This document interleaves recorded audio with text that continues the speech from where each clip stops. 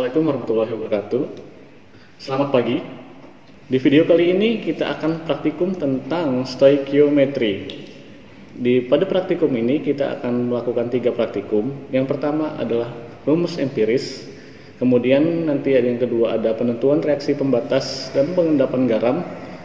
Kemudian yang terakhir ada analisis volumetri. Untuk video pertama kita akan melakukan tentang rumus empiris. Pada rumus empiris ini memiliki beberapa tujuan. Di antaranya untuk menentukan rumus empiris dua senyawa oleh reaksi kombinasi. Kemudian yang kedua menentukan rasio mol produk dekomposisi senyawa. Mau tahu lebih lanjut tentang praktikumnya? Ayo kita ikuti video berikut ini. Pada rumus empiris ini kita harus mempersiapkan cawan kurs terlebih dahulu. Sebelumnya kita persiapkan 2 cawan kurs. Yang satu dilengkapi tutup, yang satu tidak dilengkapi tutup. Sebelum memakai, kita cuci terlebih dahulu. Kemudian kita panaskan di alat set bunsen ini yang sudah terhubung oleh gas. Kemudian kita akan melakukan penimbangan. Jadi setelah cawan kurs dipanaskan, kita timbang dulu berat awalnya cawan kurs. Massa cawan kurs dengan tutup adalah 38,394. Kemudian kita siapkan pita Mg 5 cm, maaf. Kemudian kita amplas, kita bersihkan dulu bagian pengotornya.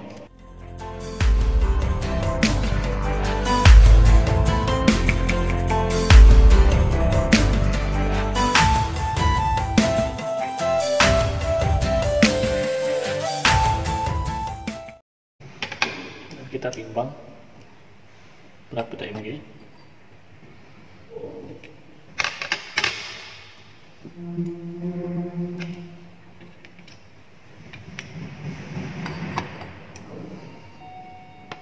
Maka akan diketahui massa berat pita Mg dari berat awal atau berat kosong cawan kurs, kemudian dikurangi oleh berat cawan kurs plus pita Mg. Maka nanti kita akan mengetahui berat pita Mg tersebut. Selanjutnya kita akan melakukan pembakaran. Kita nyalakan set alat bunsen. Setelah menyala, kita letakkan cawan kurs berserta pita Mg, isi pita Mg yang berisi pita Mg atasnya.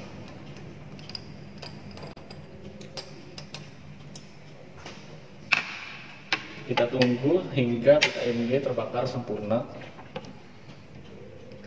Nanti setiap 30 detik sekali kita akan memeriksa keadaan pita Mg yang di dalam. Kita buka.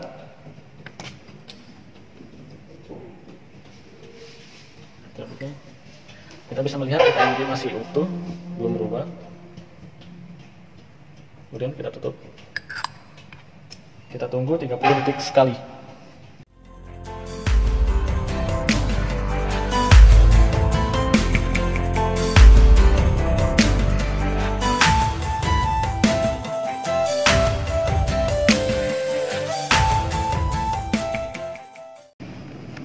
Kita periksa.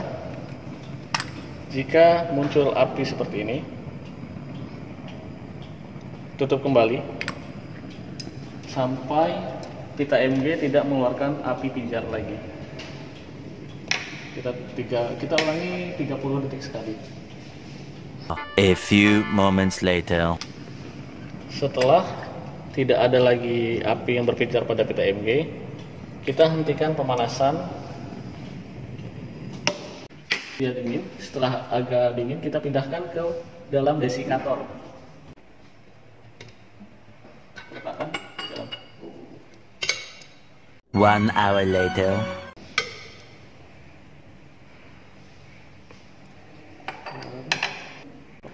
Setelah cawan kurs dingin atau sesuai suhu ruang, kita timbang. Cawan kurs plus tutup plus pita Mg setelah reaksi adalah 38,5 gram. Jadi, setelah melakukan praktikum ini, tugas kalian adalah menentukan perbandingan mol magnesium terhadap oksigen serta menentukan rumus empirisnya. Pada praktikum reaksi penguraian dari senyawa murni, kita membutuhkan beberapa alat dan bahan. Kita tadi sudah memanaskan cawan krus tanpa tutup. Kita timbang terlebih dahulu cawan krus ini.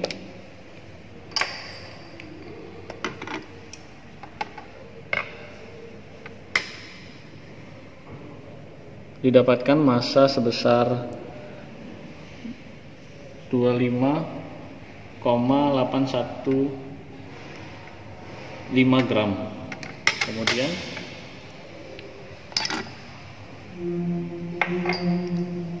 kita mempunyai CaCO3. Kita pindahkan CaCO3 ke dalam cawan krus.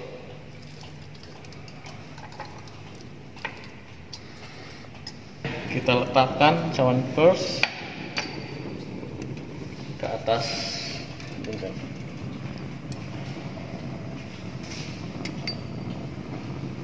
A few moments later. Tekan pada meja terlebih dahulu agar dingin.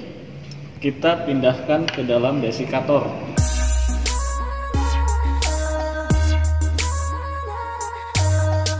A few moments later. Cawan krus dan CaCO3-nya kita tutup, maka akan dihasilkan atau pengukurannya 26,787 gram. Jadi, setelah melakukan praktikum ini, tugas kalian adalah menentukan perbandingan mol serta menentukan rumus empirisnya. Oke, kita masuk ke praktikum selanjutnya, yaitu penentuan reaksi pembatas dan pengendapan garam. Jadi, tujuan praktikum kalian pada praktikum kali ini adalah pertama, menentukan reaktan pembatas dalam campuran garam. Kemudian yang kedua, menentukan komposisi persen setiap zat dalam campuran garam. Mau tahu praktikumnya? Kita lanjut ke video selanjutnya. Jadi, salah satu bahan yang kita gunakan pada praktikum kali ini adalah garam. Campuran garam. Campuran garam ini adalah campuran garam dari CaCl2, H2O, dan K2C2O4 dengan perbandingan tertentu. Kemudian kita timbang menggunakan gelas arloji atau kaca arloji.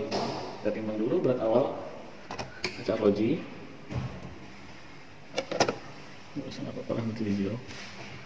Kita bisa mencatat 17,842. Kita zero saja atau kita tab. Kemudian kita timbang 1 gram campuran garam. Setelah kita timbang, kita dapatkan garam sebesar 1,007 gram. Kemudian nanti kita juga akan menggunakan kertas saring untuk menyaring. Tapi sebelum kita gunakan kertas saringnya, kita timbang dulu. Kita dapatkan massa kertas saring seberat 0,407 gram. Lanjut ke tahap selanjutnya. Ya, setelah kita timbang garam 1 gram, kita masukkan garam ke dalam gelas beker 250 ml. Kita masukkan. Kemudian kita masukkan aquades ke dalam gelas beker ini hingga 150 ml.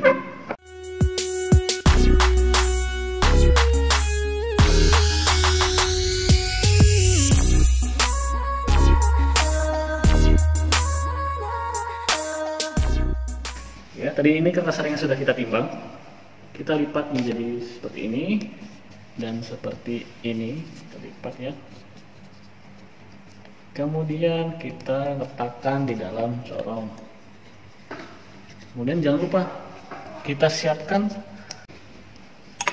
2 buah tabung sentrifuge ukuran 10 mili. Kita tunggu hingga mengendap. Setelah mengendap, kita ambil cairan berwarna bening ke dalam tabung sentrifuge. Setelah mengendap, kita ambil cairan beningnya, kita pisahkan ke dalam tabung sentrifuge. Bagian atasnya saja, jangan sampai terambil bagian dalam yang mengendap.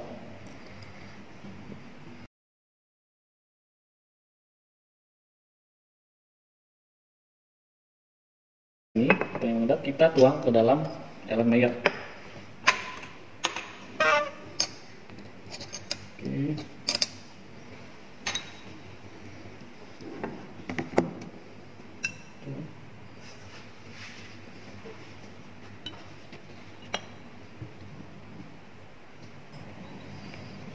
Air tersaring sempurna ke dalam Erlenmeyer.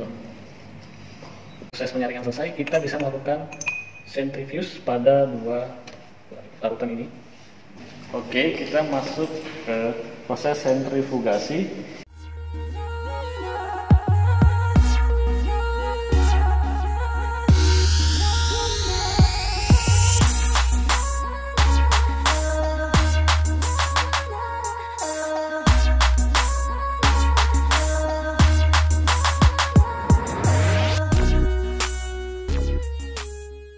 Alat ini akan berhenti.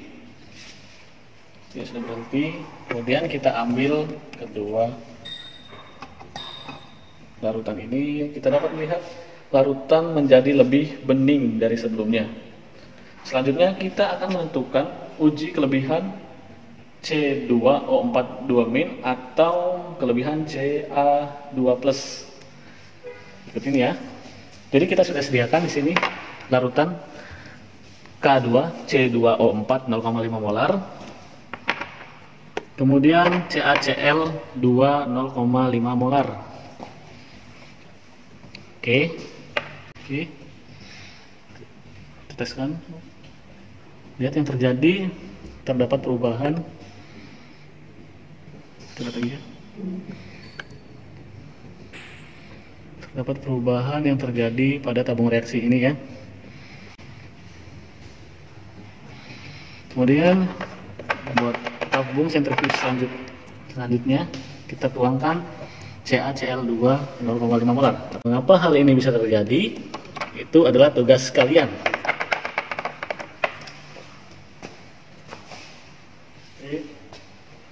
Yang ini diteteskan K2C2O4, yang ini CaCl2. Sebelum kita masukkan kertas saring dalam oven, kita letakkan kertas saring di atas kaca arloji. Letakkan sampel tadi. Kita tunggu hingga sampel mengering. Setelah beberapa menit, kita periksa kembali sampel. Kemudian, sudah mengering. Kita ambil.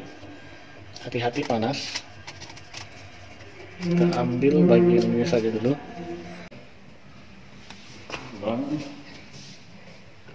Maka didapatkan hasil sebesar 0,6 gram.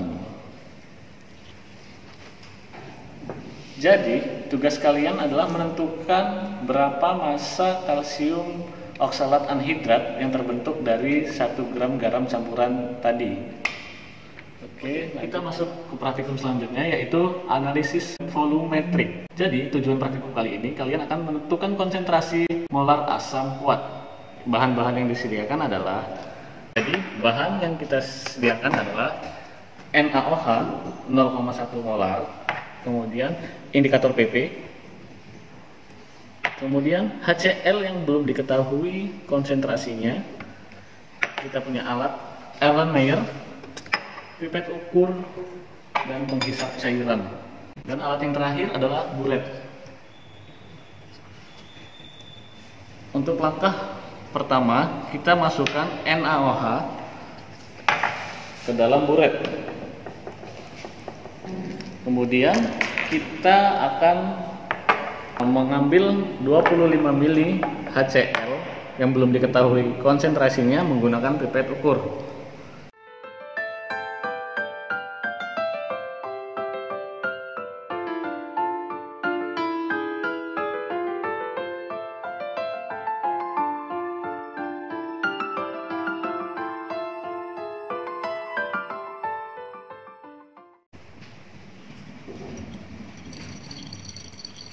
Kita tambahkan 2 tetes indikator PP, 2 tetes saja, 1, 2.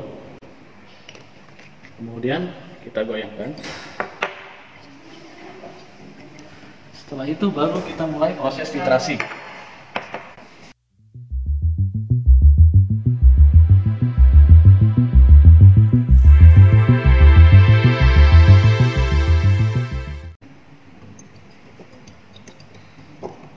Oke.